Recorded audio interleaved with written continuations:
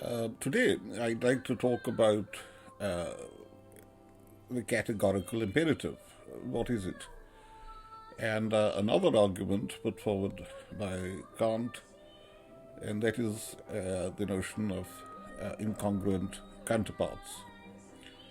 And I want to show that both both notions are, things which are stupid.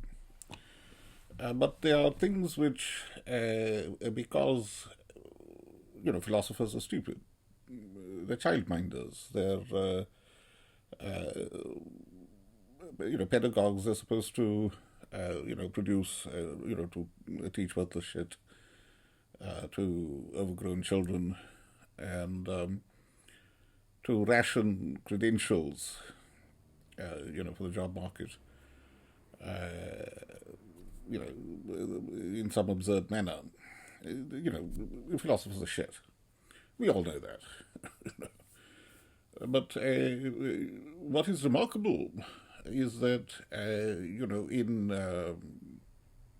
in our own right now, today, anybody in the world, however stupid, however ignorant, can can open their smartphone and say, Google, tell me about category theory. Because maths has advanced a lot. There is an actual category theory in maths, which is the maths of maths. And what is it founded on? Well, it's founded on directed graphs. And I'm going to come back to that. The other thing I'd mention is that, in logic, since the 1930s, we've known about something called sequent logic. And what that means is that logic isn't something floating in the air. It's something embodied, it's something which has a history, and that's why it's useful. Now, really, my point is that however stupid you are, suppose you were an AI, you knew nothing about humanity, and you're plumped down in this world, and the way you could pay for the electricity needed to keep yourself going was by doing philosophy, which is a useless thing. But okay, there are sex robots. Why couldn't there be philosophy robots? And I think what I'm saying is that sex robots are useless because I think people don't really want sex. I think they want something else. I'm not sure what it is. But I know that it is something to do with our survival as a species, our propagation through time, because that's what sex is. And of course, there's a lot of division of labor, and there's a lot of different ways that the thing is done, or different. It's a very complicated economy of sexuality. But what brings us joy, I think, ultimately, is probably, for the main part, something which contributes to the reproductive, to the survival value, to the survival, to the fitness of, well, perhaps not our species, but whatever our species will become. And it may be that my own genes, or whatever it is, well, no, I mean, some of my genes are going to be there, some of your genes are going to be there. But I'm not. Whatever it makes me an individual is not going to be there, I hope. But let us now talk about what is the nature of the stupidity of Kant and of the philosophers and of the type of wrong logic that you can have. Well, very briefly, let us begin by looking at the incongruent counterparts argument of Kant. Now Kant says, your hands, they're counterparts. When you clap, that you need hands. They are counterparts, and they look, they look like they're almost like duplicates, but they're not really duplicates, are they? A left-hand glove isn't the same as a right-hand glove. And Ned Flanders had to open the leftorium. He had to open a special shop for left-handed people. So we know the things which look alike, and, it doesn't really make much difference whether you hand me something with your right hand or your left hand, or you write with your right hand, or you wank with your left hand. I don't care. But, of course, to say that these are counterparts is merely a manner of speaking. The counterpart of the hand is the sword or the pen for that purpose, for a different purpose. The counterpart is different. And now, of course, there's a separate scientific matter, and that had to do with parity conservation. That and this is the Madame Wu, the Wu experiment from back in 1956 or 57 or whatever it was, where the two male Chinese physicists, they got Nobel Prizes in 57. Madame Wu, who designed the experiment, she got nothing because she did not have a penis. And not having a penis, it's just, you shouldn't be doing physics, girl, or, do physics, but you're you are at the same level as a lab monkey. This was the attitude. So it's absurd, but it's true that in mathematics and economics is the worst. Economics is the most prejudiced of all the disciplines, so-called mathematical disciplines. Anyway, so incongruent counterparts. Well, there is no parity. People expected there to be parity conservation, but there couldn't be parity conservation, as the Wu experiment showed, because these things aren't identical. The fact is that there was something called spin, which was not identical between the real world and the mirror world. So the experiment showed that since the two things aren't congruent, they're not identical, they're not counterparts, of course you do the experiment and the left hand doesn't magically turn into a right hand. How can it do so? I mean, that would be as ludicrous. Suppose the Wu experiment had shown the other thing. Suppose it had shown parity conservation. Then what it's really saying is that there is some magic by which two things which are different, and they were different through spin. The spin was different. Then there is some magic by which that difference disappears. That would be magic. Because two things which are different, if they become the same thing through that magic, if lead becomes gold, that's alchemy, that's magic. And, philosophy has always been haunted by the ghost of magic. So what Kant is really doing is it's magic. Philosophy is magic. It's stupidity. Now there is something else. But Socrates knew this. Socrates says, look, all this type of method, it's a second best. But everybody knew that. Everybody knew that the best way to do something is by having such a knowledge of it, omniscience. That you just do the right thing, and people come along and they say, why did you do it this way? And you're going, look, it'll take too long to explain. They're going, yeah, but, you did this, yes, because of such and such unintended consequence. Why didn't you do that? No, because of this, no, because of that.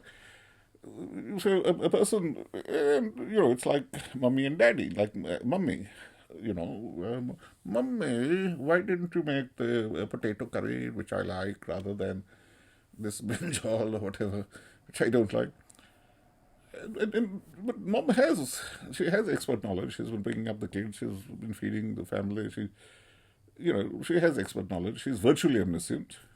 And she knows that, look, I mean, she can give you the scientific explanation that, yeah, okay, potato has starch, okra has vitamin C, and you need this, and then, then she could talk about the household budget. And, basically you buy the vegetables in season. If you're a vegetarian, you can't really pick and choose. You've got to buy things which are in season, because that's according to the vegetarian philosophy. But it does make sense that the tried and tested diet, it keeps changing. You can't just have the same vegetables again and again and again, because they all have different vitamins. So, but of course, God, or in the Holy Quran, you have what we call in India Khizr, but I think in Arabic Al-Khidr. You see, Moses and Al-Khidr, they're going along, and this is a story in the Quran Sharif, and for the Sufis and so on. Not that I know, that I've read all these things, I don't, but it's commonly, it's a sort of part of the basic Indian culture. This is not scholarly, but the story is well known that Moses and Al-Khidr, they're going along, and a poor family, they give them hospitality, they feed them whatever they have. Moses, Al-Khidr, he sees that they have a boat, and he goes and he smashes a hole in the boat. Even though these guys are poor, they need to go out on the boat and get some fish. Okay, Moses says nothing. Then they go along, and there is a rich man, and he won't give them hospitality. He says, well, okay, you go and stay in the barn. I won't give you any food. You just lie there with the pigs or whatever. But Al-Khidr, says, oh, thank you. And he repairs a wall. He does 12 hours of labor repairing a wall, which was, yes, sir, I've repaired the wall. Yeah, all right, fuck off. Get out. And so on. So these are, Al-Khidr is doing crazy stuff. So Moses says, look, why are you doing this? And Al-Khidr, he explains that, you see, that poor family, they had a boat. Now, a general was going to come, and he's going to commandeer all the boats in that area. So that's why I poked a hole in it, because the general, the soldiers will come, they'll see, they won't take the boat. It has a hole in it. So that's actually helping the poor family, because they keep the boat, which they need. Now, the rich man did not know that there was a treasure behind this wall. But the wall was getting decayed, so the treasure would have been exposed sooner or later. So Al-Khidr, he repairs the wall. So for another 100 years, that treasure will be safe, and it will not fall into the hands of a evil bastard. So the first best solution to any epistemic problem or any decision problem is obviously to have expert knowledge, to know all the ins and outs of it, and or to even act by reflex, as if, to make that a substantivist computation and act upon that. And of course, this is a godly power. But, when you see an expert, when you see Mummy run the household, and she knows exactly when to, when to give daddy a little kiss, and baby to pick him up and make him happy, and, she knows everything, and she knows what food to put in your thali, and everything's, it's perfect. It's like in omniscience. It's not completely, of course. Mom is human, but I think this is where we get our ideas about God, and we also know that faith is very important. Trust in the right people, that's what it's about. Now let's return to the story of incongruent counterparts. This is actually related to what is called category or type theory. Now, since we don't have omniscience, What we do is we try to carve up reality along its joints, so to speak, and we try to create different categories, different types, and say, well, within this category, for our purposes, everything is identical within it. That we'll treat anything in this box as though it was the same, as though these things are homogeneous. So, for example, let's suppose I owned, well, I do actually own a lot of socks. And so maybe I keep all the left-hand socks, the left foot socks here, and the right foot socks here, so that it's easy to, so, left hand gloves are here, right hand gloves are here, so, So that's, that's something you can do. But of course, I don't actually do that. I just put all my socks in the same place. And I suppose, and actually, I'm not buying the really nice socks, where it matters. I'm buying socks where it probably doesn't matter, they're pretty coarse. But with the gloves, definitely, there are left-hand gloves and there are right-hand gloves. So it's worth doing that. Or might be, it would depend. So, but the very word category, it really comes from the law. The categoros, really, it is the formal accusation. So, when you're arrested, you say, why am I being arrested? And the policeman says, well, I'm arresting you under section 412.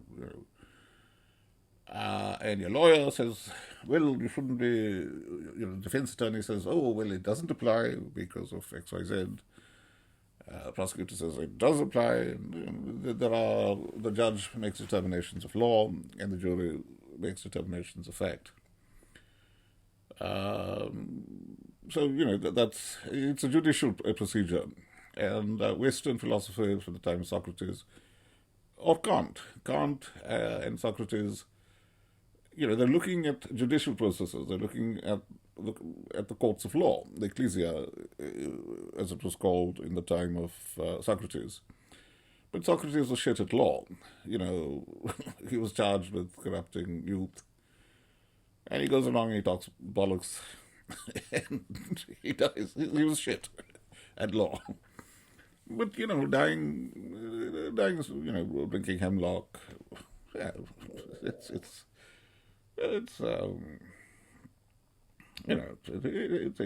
adds to your legend.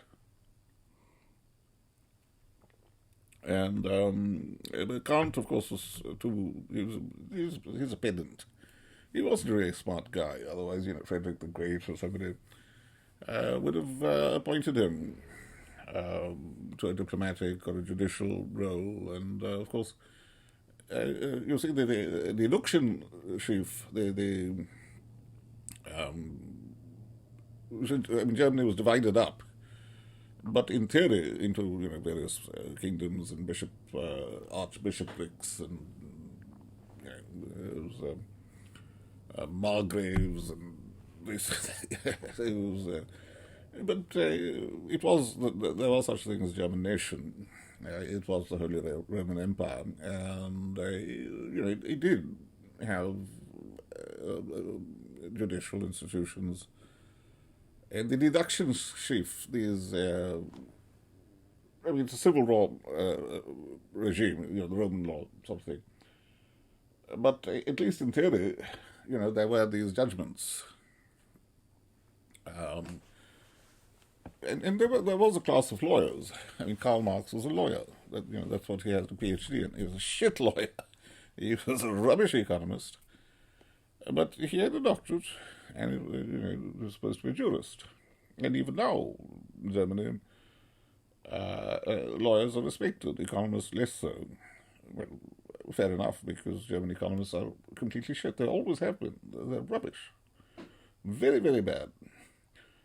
Well, that isn't quite true. Max Weber's brother actually said something quite, even German economists, let me put it differently, even German economists can stumble on things which are interesting. But they're German and they're economists, so they're shit. But of course, there's less shit than sociologists and Habermas. What the fuck? How stupid do you have to be to, to think he said anything at all interesting? Anyway, but because they're shit at everything which involves the brain, they get on with making, very decent, I don't know, locks and, the metal stand. They do, and they mind their own business. And, they're okay. I was born in Germany, and if I had remained in Germany, I think I would have established social proctology.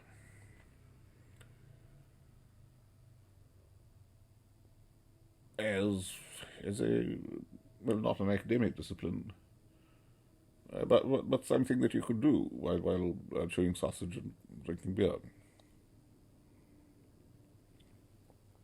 And to sum up, I think so incongruent counterparts don't exist. There are, in reality, nothing is a duplicate of the other, because things differ in terms of time and place and other stuff. Categories don't actually exist out there. We now have category theory, and anybody, you can find out about it from your smartphone. And category theory is really based on what are called directed graphs, or on sequent calculi. You could recast it as a sequent calculi, where you have to start off by saying who is doing, that this is a process of reasoning done by this person for their own ends, and it stretches forward. So this is not categorical. This is what Kant calls hypothetical. In Kant, the distinction that he was making is that there is a hypothetical imperative, which, which is what we have. It's the imperative logic, which says, well, if X leads to Y, which leads to Z, and I want Z, then the hypothetical imperative is I've got to do Y, I've got to do X so that Y occurs, and then I get to Z. But hypothetical imperatives, what take out the imperative logic, then you have an analytic logic, you have a factual logic, an objective, something objective, which is based on X causes Y, which leads to Z. But how does it do so? Well, the answer is it does it through time. This is a sequence through time. This is a directed topology. It is a directed graph.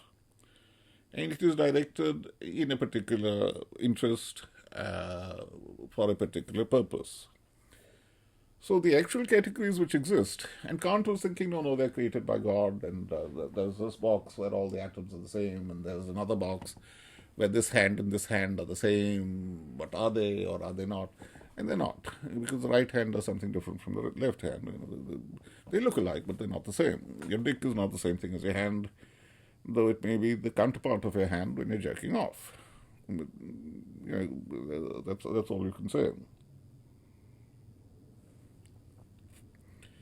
So, in category theory, we've gone a long way away from equality or identity. It's all equivalence.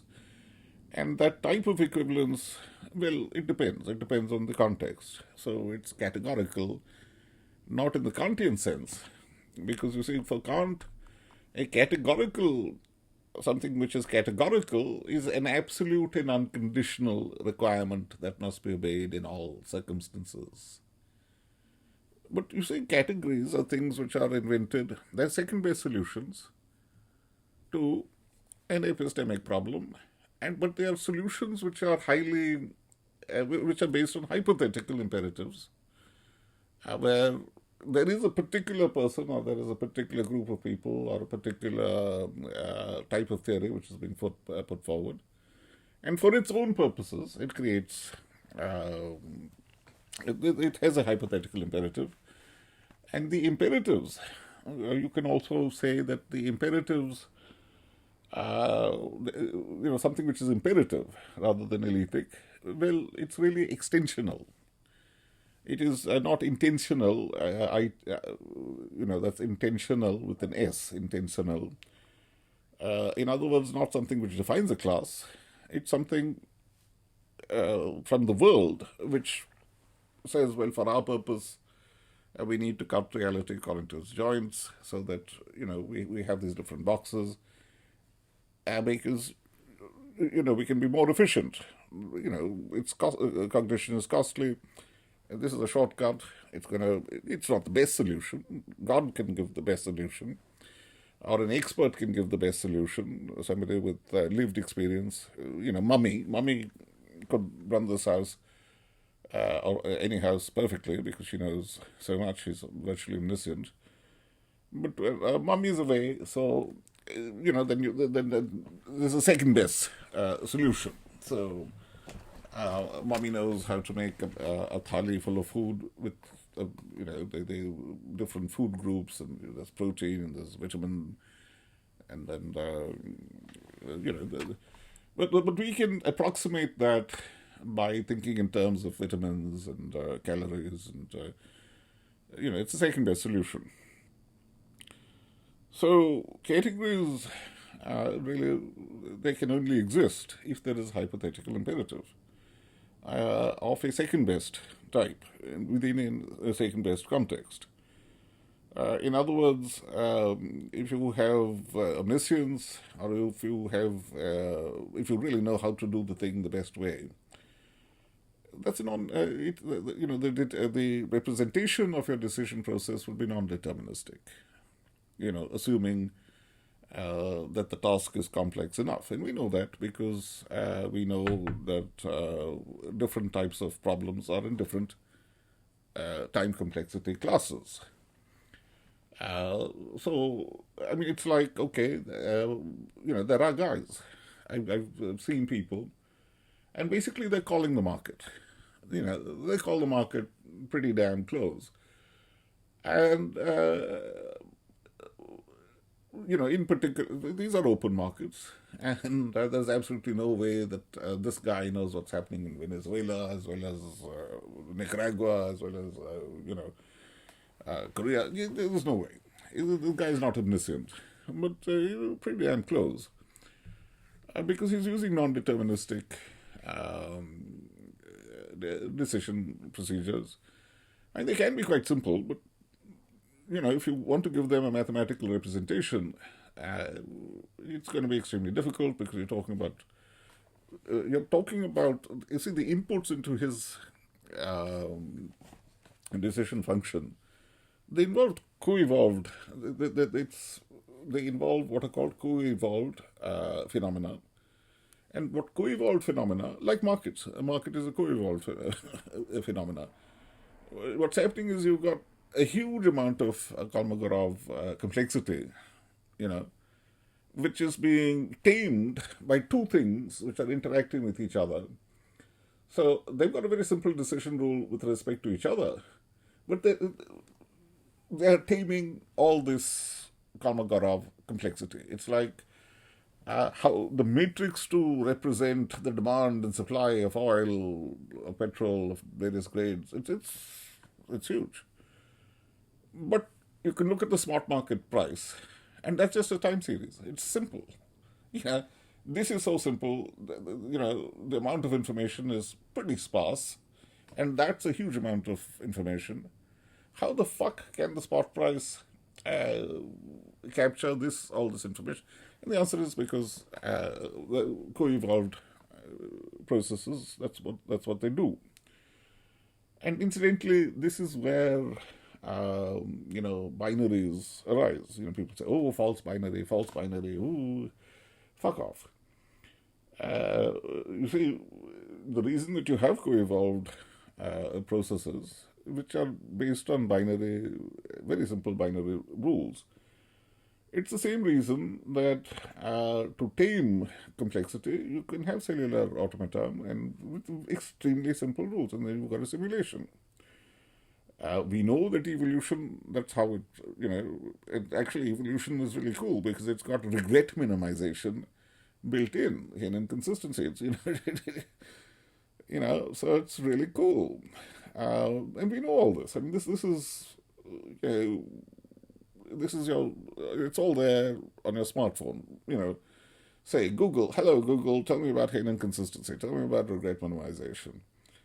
And you just read the article and you go, why the fuck is Amartya Sen talking why has he been talking bollocks for 50 years? Why don't you just say, okay, instead of utility maximization, we should have regret minimization. It's easy, and it's about Knightian uncertainty, and, but the thing is that the philosophers and the economists and so on, they are selling shit books, and they're giving shit TED Talks, and they are, there's a market for that nonsense. There is no market for common sense, precisely because it is common.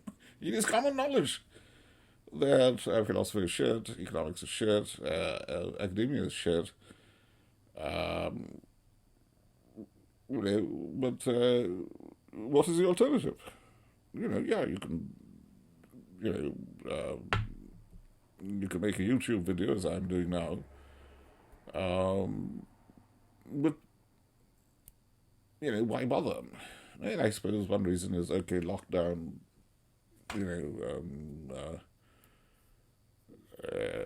one forgets how to speak if one doesn't exercise that faculty.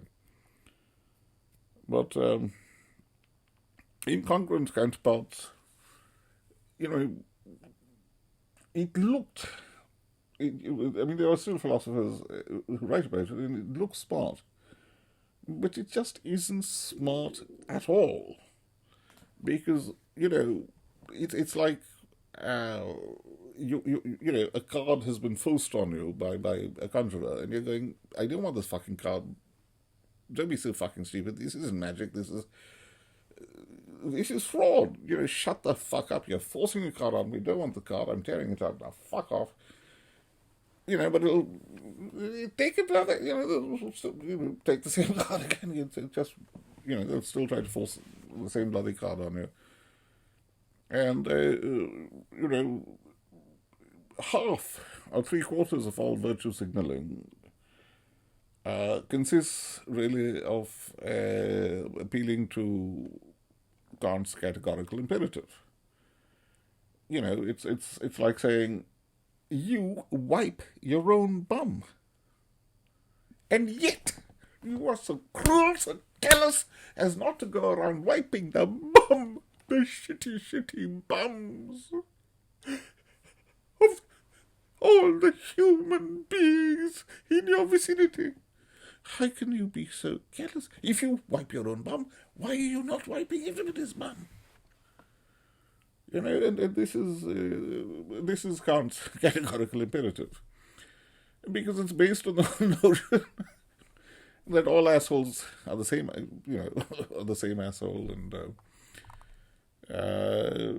it's stupid, I suppose for some purposes, assholes are similar, but the fact is my asshole is not similar to your asshole at all, because the function my asshole performs for me, yours does not. I wipe my asshole for very different reasons than the reasons that I might wipe your asshole. I might wipe your asshole if you're my little baby or my incontinent,